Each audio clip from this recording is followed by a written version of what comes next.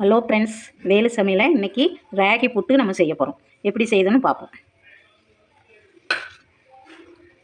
புட்டுக்குழல் இல்லாதவங்க இந்த மாதிரி கிளாஸில் போட்டு நம்ம செய்யலாம். ஈஸியாகவும் இருக்கும்.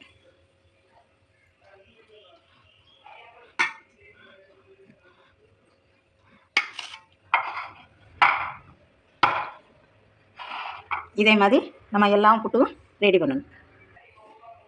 எல்லா புட்டும் நம்ம ரெடி பண்ணியாச்சு. இப்போ நம்ம அடுத்தது இனிப்பு கொழுக்கட்டையை அதில் நம்ம செய்யலாம். இது 300 மாவு எடுத்துருக்கேன். இனிப்புக்கு தந்தாலும் உங்களுக்கு தந்தாலும் நாட்டு சக்கரை போட்டுக்கலாம். நாட்டு சக்கரை போட்டு தேங்காய் பூவும் அதிலே போட்டுக்கலாம். ஒரு 2-3 ஸ்பூன் நெய் அதிலே ஊற்றிக்கணும். இதை நல்லா பசைஞ்சு நம்ம பிடி கொழுக்கட்டை மாதிரி லேசாக தண்ணி ஊற்றி பசைஞ்சு நம்ம ரெடி பண்ணிக்கலாம்.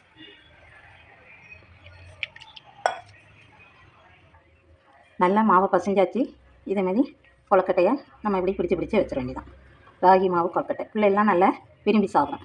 எல்லா மாவையும் இதே மாதிரி கொழுக்கட்டை பிடிச்சி வச்சிடணும்.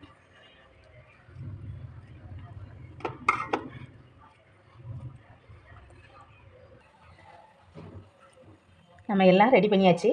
இப்போ நம்ம அதை அவிப்போம்.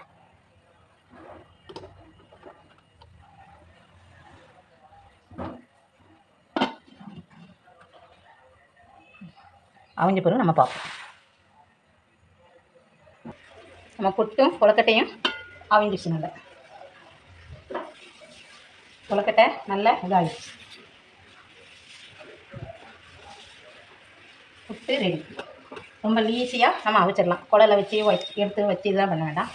கொழுக்கட்டையும் அதிலேயே நம்ம செஞ்சிடலாம். பிள்ளைலாம் நல்லா சாப்பிடும். உடம்புக்கும் நல்ல சத்து. இந்த ரெசிபி உங்களுக்கு பிடிச்சிருக்குன்னு நினைக்கிறேன். தேங்க்யூ.